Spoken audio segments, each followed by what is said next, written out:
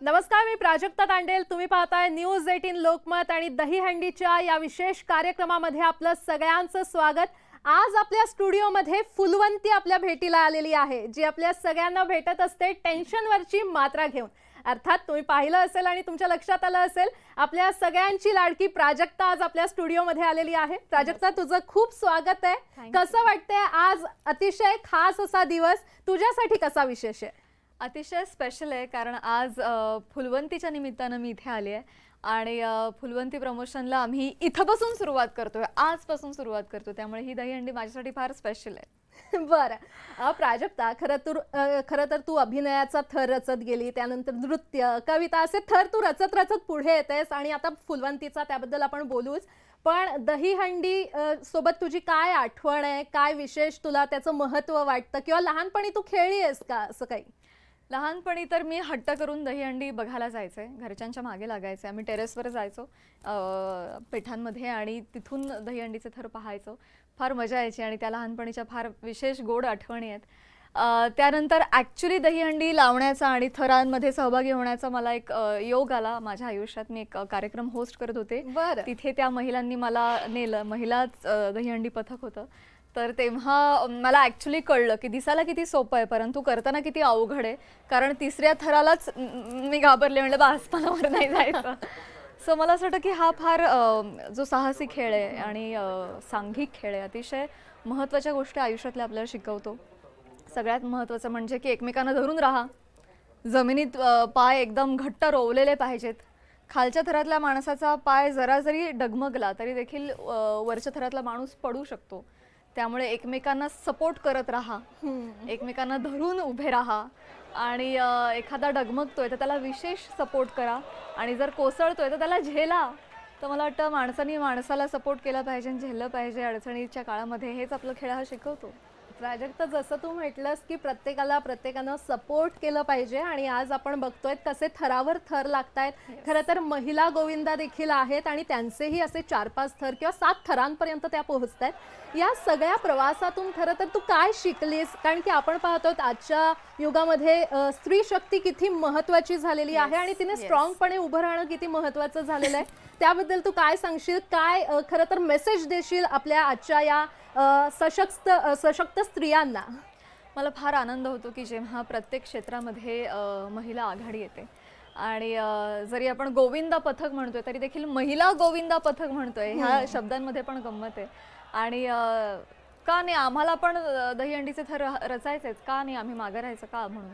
तर ते येत आहेत आणि 7-7 थर लावतायत महिला, याचा मला अत्यंतिक आनंद आहे. आणि या निमित्तानं मी हेच म्हणेन की मी फुलवंतीच्या निमित्तानं सुद्धा आम्ही महिला सशक्तीकरणच करतोय. कारण फुलवंतीमध्ये जरी मी स्वतः फुलवंती असले तरी देखील मी या चित्रपटाची निर्माती देखील आहे आणि आमच्या या चित्रपटाची दिग्दर्शिका जी फीमेल आहे, स्नेहल प्रवीण तरडे. तर या निमित्तानं आम्ही महिला सबलीकरणच करतोय आणि इंडस्ट्रीमध्ये आणखी महिला डिरेक्टर्स आणि प्रोड्युसर्स महिला आल्या पाहिजेत, या दृष्टिकोनातूनच मी हे पाऊल उचललं असं म्हणेन. तर सगळीकडे महिला राज पाहिजे. बरं प्राजक्ता, खरं तर फुलवंतीबद्दल आपण बोलतोय आणि तू म्हटलीस तू स्वतः निर्माती आहेस आणि या क्षेत्रामध्ये पहिल्यांदा आता पदार्पण करतेस. म्हणजे अभिनेत्री म्हणून तुझं काम उत्तमच आहे, आम्ही तुला पाहिलेलंच आहे. मात्र निर्माती म्हणून तुझा काय एक्सपिरियन्स होता या संपूर्ण काळामध्ये आणि कशा प्रकारे तुझी ही भूमिका आहे? खरं तर चांगले वाईट सगळ्या प्रकारचे अनुभव मला मिळाले.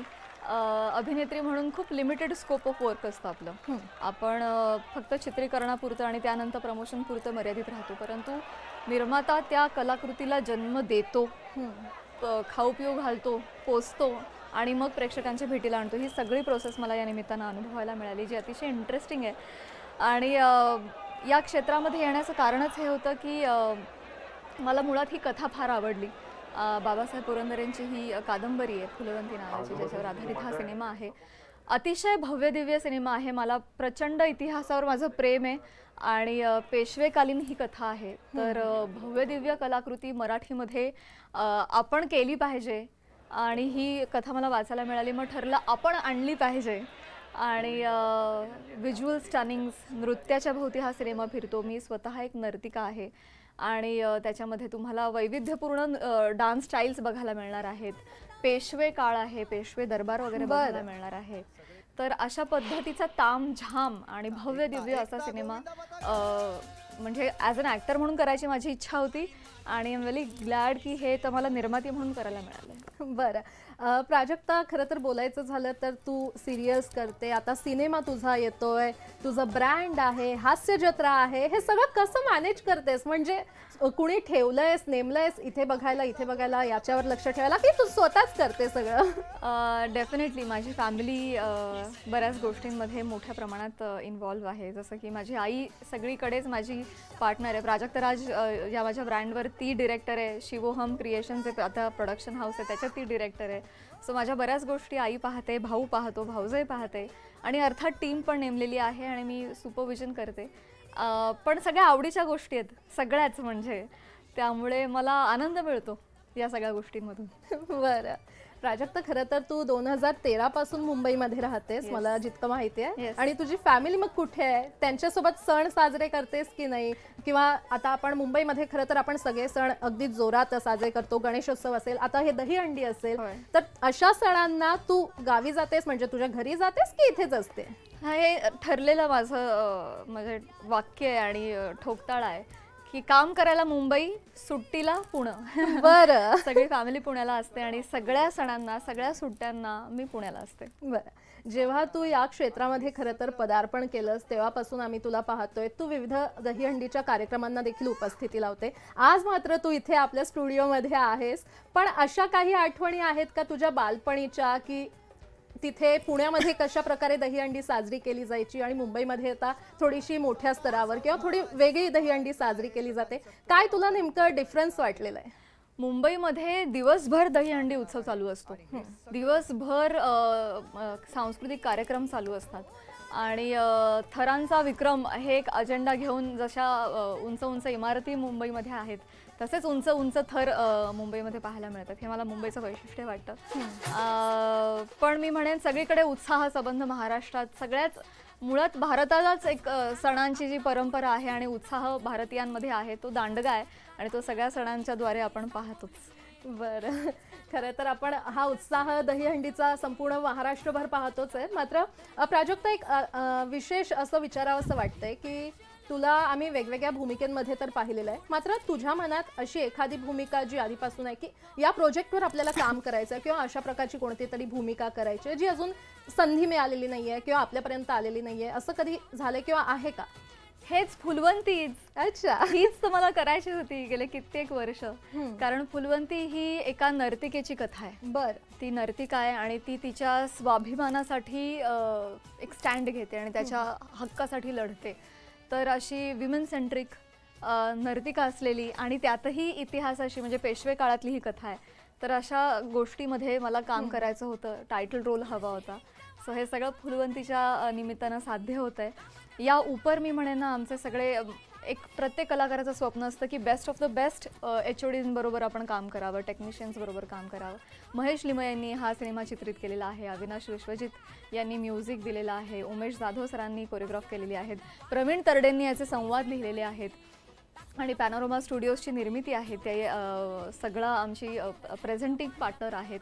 तर अशी बेस्ट ऑफ द बेस्ट इंडस्ट्रीमधली माणसं एकत्र यावीत आणि त्यांनी एखादा भव्य दिव्य पेशवेकालीन चित्रपट करावा, हे माझं स्वप्न होतं आणि ते ह्या निमित्तानं सर्वस्वी पूर्ण होत आहे. बरं, प्राजक्ता, खरं तर तुझा एक सात्विक रोल आम्ही पाहिलेला आहे किंवा फनी साईड तुझी पाहिलेली आहे हास्य जत्रामधून, बोल्ड रोल पाहिलेला आहे. आता असं काही राहिलंय का की जे तू केलं नाहीयेस आणि ते करायची तुझी इच्छा आहे? विलनचं काम केलंयस कधी? हो, पांडूमध्ये केलंय. बरं. नाही, अजून खूप एक्सप्लोर करायचं आहे. ही तर जस्ट सुरुवात आहे मी म्हणेन. असे आणखी काही प्रोजेक्ट्स मला करायची इच्छा आहे ज्याच्यामध्ये आणखी विविध भूमिकांचे कंगोरे असतील आणि मायन्यूट डिटेल्स असतील. तर डेफिनेटली मी काम करत राहीन. ही तर सुरुवात आहे. निश्चितच प्राजक्ता, तुझ्यासोबत अशाच आपण खरं तर गप्पा सुरू ठेवूच. आपण सध्या ही दृश्य देखील आपल्या प्रेक्षकांना दाखवूयात कशा प्रकारे हे थर रचले जात आहेत. सेलिब्रिटींसोबत दहीहंडीचा उत्साह तुम्ही न्यूज 18 लोकमतवर अनुभवताय. मात्र ही दृश्य देखील पहा, दहीहंडी फोडण्यासाठी कशा प्रकारे गोविंदा पथक तैनात आहेत आणि लाखोंच्या बक्षिसांची लयलूट देखील या गोविंदा पथकांवर आज होणार आहे.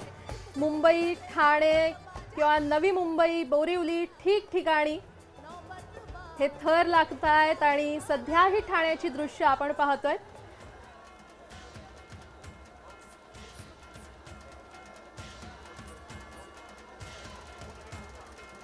प्राजक्त खरं तर हे थर आपण पाहतोय ठाण्यातली ही दृश्य आहेत. आमदार रवींद्र फाटक यांची ही खरं तर दहीहंडी आहे. निश्चितच तू सुद्धा या कार्यक्रमाला गेली असशीलच. तुझा प्रत्यक्ष तिथे जाण्याचा अनुभव कसा होता? मी इथून पुढे जाणारच आहे ऍक्च्युली. संकल्प संस्कृती सगळीकडे जाते मी. डेफिनेटली एक एनर्जी असते, एक वाईब असते आपल्याला स्टुडिओमध्ये किंवा आपण जेव्हा टीव्हीवर पाहतो तेव्हा आपल्याला व्हिज्युअल्सद्वारे कळते, परंतु ॲब्सोल्युटली त्या ठिकाणी असणं आणि तिकडचा माहोल एन्जॉय करणं ही एक वेगळी पर्वणी आहे. त्यामुळे मला जेव्हा जेव्हा असा सांस्कृतिक टिपेला असतो, सगळ्यांना उच्चांक असतो, तेव्हा त्या त्या कार्यक्रमांना हजेरी लावायला फार आवडतं. निश्चितच. तर आपण ही दृश्य पाहतोय. प्राजक्ताला तर आपण विविध कार्यक्रमांमधून इथे नेहमीच पाहत असतो आणि आज ती आपल्या स्टुडिओमध्ये सध्या आपल्याशी गप्पा मारते. तिचा फुलवंती हा नवा चित्रपट ती आपल्या सगळ्या प्रेक्षकांसाठी घेऊन येते आणि तिच्यासोबतच याविषयी आपण गप्पा तर मारूच, मात्र ही ठाण्यातली सध्या दृश्य आपण पाहतोय. कशा प्रकारे हे थर रचले जात आहेत. खरं तर प्राजक्ता, तुला कधी असं वाटलं का की जेव्हा तू प्रत्यक्ष अशा कार्यक्रमांना जातेस तिथे तुझे बरेच फॅन्स खरं तर तुला भेटत असतील, मात्र या महिला गोविंदा पथक जेव्हा तू पाहतेस तेव्हा तुला असं वाटतं का की त्यांच्यासोबत आपणही जावं, आपणही असं काहीतरी करावं? हो हो हो हो, अगदीच अगदीच असं वाटतं. आणि त्यांच्या उत्साहात आपण समाविष्ट व्हावं. आणि का नाही, एक रॉनेस असतो त्याच्यामध्ये, पण एक वेगळी गंमत आहे. अर्थात मला आवडेल असं करायला. बरं, मग आम्ही तुला कधी पाहायचं तिकडे? सध्या तरी मी जी हंडी लावलेली आहे फुलवंती नावाची, ती 11 ऑक्टोबरला सगळ्यांच्या भेटीला येते, ती जरूर पहा. बरं, निश्चितच प्रेक्षक तर तुला यासाठी तुझा हा चित्रपट पाहण्यासाठी निश्चितच जातील. मात्र सध्या आपण हा दहीहंडी सोहळा पाहतोय. आपल्यासोबत खास प्राजक्ता माळी देखील इथे उपस्थित आहे आणि संपूर्ण राज्यभरात खरं तर दहीहंडीचा हा उत्साह. प्राजक्ता, खरं तर तुझ्यासाठी आज आम्ही न्यूज 18 लोकमतनं एक विशेष गोष्ट आणली आहे असं मी म्हणेन. तुला मी त्याचे 3 चान्सेस देते, तू ओळखू शकतेस. तुझी आवडती डिश फरसाण. हा तर फरसाण, काय किस्सा आहे हा फरसाणचा? संपूर्ण महाराष्ट्राला ऐकायचंय मला वाटतं. मी एका वाढदिवसाला हास्यजत्रेच्या सेटवर काहीतरी स्वीट देण्याऐवजी फरसाण दे, कारण बऱ्याच जणांचं डाएट असतं, शुगर असते, त्यामुळे खात नाहीत माणसं. त्यामुळे मी म्हटलं की आपण शुगर बेस्ड काही नको देऊया, आपण काहीतरी वेगळं देऊया. आणि हा मला आवडला होता फरसाण. तर मी असा ट्रक वगैरे बोलवून अख्ख्या सेट वगैरे. एक मिनिट, ट्रक बोलवून? हा, म्हणजे ट्रक भर मिनी. Okay okay. हा, सो असा सबंध सेटला वाटला आणि त्याच्यात त्यांचं असं त्यांच्या चेहऱ्यावर एकच प्रश्नचिन्ह होतं, वाढदिवसाला फरसाण कोण वाटतं? हा, ऑफकोर्स, ते म्हणजे सुरू झालं. पण मग तुला आवडतं का तो फरसाण? डेफिनेटली मला खूप आवडतो. नावडीची भाजी असली दोडका वगैरे की त्याच्यात फरसाण टाकून मी खाते. बरं, तर आता हा फरसाणचा किस्सा संपूर्ण महाराष्ट्राला कळलाच असेल. पण तुम्ही सेटवर अशी काय काय मजा करत असतात? म्हणजे आता जसं तू फरसाणचा किस्सा सांगितला, पण हास्य जत्रेच्या सेटवर असेल किंवा आता तुझा सिनेमा येतोय फुलवंतीच्या सेटवर, अशी काय काय धमाल केली का? काय आठवणी आहेत? ऍक्च्युली जत्रेच्या सेटवर स्किट मध्येच इतकी धमाल होते की तिथेच आम्ही हसून हसून दमतो की वेगळा विशेष धमाल करायची गरज पडत नाही. फुलवंतीच्या सेटवर धमाल करण्याच्या पोझिशन मध्ये मी नव्हते, कारण मी निर्माती पण होते, त्यामुळे ऑल द टाइम एक प्रकारची एक जबाबदारी होती. पण कामातून जो आनंद मिळाला मला तो अतिशय वेगळा आहे, वेगळ्या स्तरावरच आहे. कारण मी म्हटलं त्याप्रमाणे की मला जी आवडती भूमिका होती ती मला साकारायला मिळाली.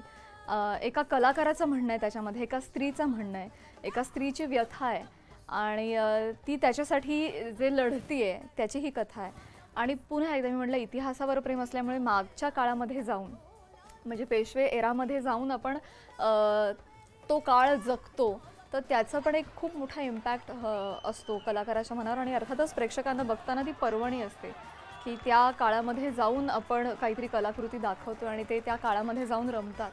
सो ह्या सगळ्या गोष्टींमुळे मला आनंद मिळत राहिला कलाकार म्हणून, आणि मी त्यातच सर्वोच्च धमाल मानते तीच म्हणजे. बरं, खरं तर तुझा हा Phulwanti cinema big budget cinema आहे असं मी ऐकलंय. Yes yes, absolutely biggest. Okay, त्याबद्दल काय सांगशील? मी प्रेक्षकांना एवढंच म्हणेन की न भूतो न भविष्यती असं काहीतरी आम्ही घेऊन येतोय.